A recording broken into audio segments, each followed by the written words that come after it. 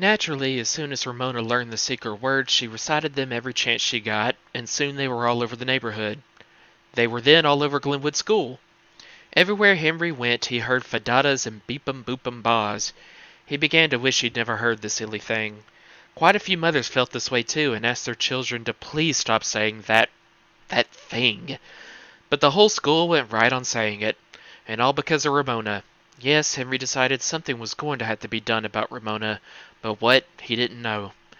"Say, Mom," Henry said one evening, "how can I keep Ramona from being such an awful pest all the time?" "Just don't pay any attention to her," answered Mrs. Huggins. "Mom," protested Henry, "you don't know Ramona." Mrs. Huggins laughed. "Yes, I do. She is just a lively little girl who gets into mischief sometimes. Ignore her, and she will stop bothering you. She only wants attention." Henry could not help feeling that his mother did not understand the situation. He had ignored Ramona, that was the whole trouble. He was not paying any attention to her, so he had found himself locked in the clubhouse. That was not a little mischief, it was a terrible thing for her to do. "Surely you are smarter than a 5-year-old," remarked Mr. Huggins jokingly. Henry did not have an answer for his father, who, after all, was safe in his office all day and did not know what a nuisance Ramona could be. Next, Henry consulted Beezus. "Ramona sure causes me a lot of trouble on my route," he remarked one afternoon. "Isn't there some way to get her to stop pestering me?" Beezus sighed. "I know. I told Mother, and Mother has told her to behave herself, but you know how Ramona is. She never listens." "I know," Henry said gloomily. Ramona was a real problem. When Mrs. Quimby persuaded her to stop doing one annoying thing, Ramona promptly thought of something entirely new but equally annoying. If only Henry found a way to stay ahead of Ramona. One afternoon Henry arrived at Mr. Capper's garage in plenty of time to fold his papers. He counted his stack of 43 journals, and as long as he was early, he took time to glance through the paper. He looked at the headlines and read the comic section. Then a picture of a smiling lady caught his eye. It was the lady who gave people advice when they wrote to her about their problems. Because he had a problem, Henry paused to read her column. A girl who signed her letter flat broke said that her father did not give her a big enough allowance. Her father did not understand that she needed more money for school lunches, bus fare, and other things. What should she do about it? The smiling lady told her to talk it over with her father and explain to him exactly what her expenses were. The smiling lady was sure he would understand. Henry thought this over. Maybe he should write to the lady about Ramona. He could write, "I have a problem. A girl in my neighborhood has a little sister who pesters me on my paper route. How can I get her to stop?" Then he could sign the letter, "Disgusted." Henry tried to think how the lady would answer his letter. "Dear Disgusted," she would say. But what would she say next? Probably she would tell him to talk his problem over with Ramona's mother and everything would be all right. Oh no, it wouldn't, thought Henry, just as if he had really read an answer to a letter he had really written. Ramona's mother knew all about his problem and had not been able to solve it. As Beezus said, Ramona never listened very much. Henry began to fold his papers. There must be somebody Ramona would listen to. And then a picture in an advertisement gave Henry an idea. Santa Claus! Ramona might listen to Santa Claus, Henry grinned to himself. He would really fix Ramona if he waited until Christmas Eve and climbed up on the Quimby's roof and yelled down the chimney in a deep bass voice. "Ho, ho, ho! Ramona Geraldine Quimby, you stop pestering Henry Huggins on his paper route or I won't leave you any presents. Ho, ho, ho!" "Ho, ho, ho," said Henry out loud to see how much like Santa Claus he could sound. Just then Mr. Capper came out of the back door. "Who do you think you are, Santa Claus?" he asked. "No, sir." Embarrassed, Henry went on folding papers. Still, Henry was pleased with this picture of himself ho-ho-hoing down the chimney at Ramona, but unfortunately there was just one thing wrong with it. Boys were not allowed to go climbing around on their neighbors' roofs on Christmas Eve or any other time. And anyway, Ramona might not even listen to Santa Claus. Henry would not be at all surprised. Henry was zigzagging down the street on his bicycle, throwing papers to the right and to the left, when he saw Beezus and Ramona hurrying along the sidewalk. Ramona was wearing a mustache cut from brown paper and stuck to her upper lip with Scotch tape. Henry recognized this as another attempt to copy one of Sheriff Bud's disguises. "Hi, Beezus," he said. Ramona pulled at Beezus's hand. "Come on," she said. "Come on or we'll be late." "I can't understand it," remarked Beezus. "She can't even tell time, but she always knows when it's time for the Sheriff Bud program." "Like Ribsy," said Henry. "He can't tell time either, but he always knows when it's time to meet me after school." He pedaled on down the street, when suddenly a thought struck him. Sheriff Bud! If there was anyone Ramona would listen to, it was Sheriff Bud. Henry was so excited by this inspiration that he threw a paper on the wrong porch and had to go back to get it. Of course she would listen to Sheriff Bud, but how could Henry get Bud to tell Ramona to stop pestering him on his paper route? Write him a letter, that's what he'd do. Sheriff Bud was always waving around handfuls of letters and wishing listeners happy birthdays and hoping that they would get over the measles or something. He was always pretending he could see people in the television audience, too. Henry had never heard him tell a listener to stop pestering someone, but there was no reason why he couldn't. It would be worth trying anyway. As soon as Henry finished his paper out, he went home and turned on the television set. There was Sheriff Bud in his 10-gallon hat. This time he was wearing a false nose. He held a microphone in one hand and between commercials was interviewing a row of children who had microphones hung around their necks. All the children said hello to many, many friends out in television land.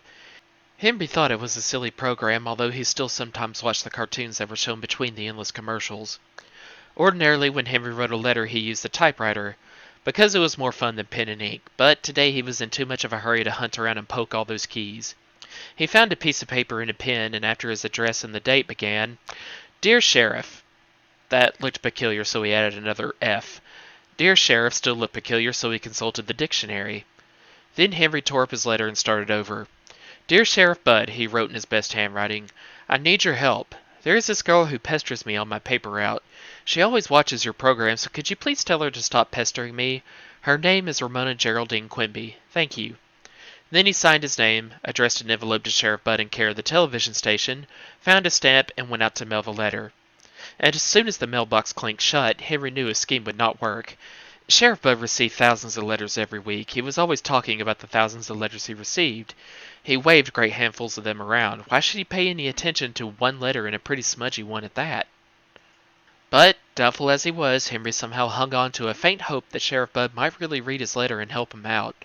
The letter would be delivered the next day, but he might not have time to read it before the program went on the air. Maybe the day after. 2 days later, Henry rang the Quimby's doorbell about the time the Sheriff Bud program was starting. Hey, Beezus, he said when his friend opened the door. I was wondering, how about a game of checkers before I start my route? Beezus looked surprised. She and Henry used to play checkers often, but since he had become a paper carrier and spent so much time working on the clubhouse, he had not found the time to play with her. Why, yes, come on in. As Henry had expected, Ramona was sitting on a hassock in the living room watching Sheriff Bud, who today was wearing sideburns. While Beezus got out the checker set, Henry watched the program. And I want all you little folks out in TV land to do something for old Sheriff Bud, the sheriff was saying. I want you to tell Mother right now, right this very minute, to put crispy potato chips, the potato chips positively guaranteed never to bend, on her shopping list. Yes, sirree, this very minute. His smile filled the whole screen. Mother, called Ramona, Sheriff Bud says... I don't care what Sheriff Bud says, answered Mrs. Quimby from the kitchen. She sounded very cross. I can make out my grocery list without that man's help. Beezus set up the checkerboard on the coffee table, and, kneeling, she and Henry began to play. For once Ramona did not bother them, but Henry found it difficult to think about the game and try to follow Sheriff Bud at the same time. They both stopped playing whenever a cartoon came on, but Beezus had no trouble beating him twice in succession. Once when the sheriff waved a sheaf of papers, Henry's hopes rose. But Sheriff Bud only wished a lot of people a happy birthday and told how many people had written in to say they liked Nutsies, the candy bar chock full of energy. Henry wished he had said in his letter that both he and Ramona ate Nutsies all the time, and crispy potato chips too. By the time the program had ended, Beezus had defeated Henry a third time. Naturally, Henry could not let this record stand. I bet I can beat you tomorrow, he volunteered. I bet you can't, said Beezus, but you can come over and try. Henry left and, by working fast, delivered all his papers on time. The next afternoon he once more presented himself at the Quimby's front door, this time to show Beezus he really could beat her at checkers. He would forget all about Sheriff Bud. It had been silly of him to think his letter would be read out of all the thousands the television station received. Beezus had the checkers waiting on the coffee table, and as usual, Ramona was sitting on the hassock watching Sheriff Bud, who was wearing a pair of large false ears. His voice filled the living room.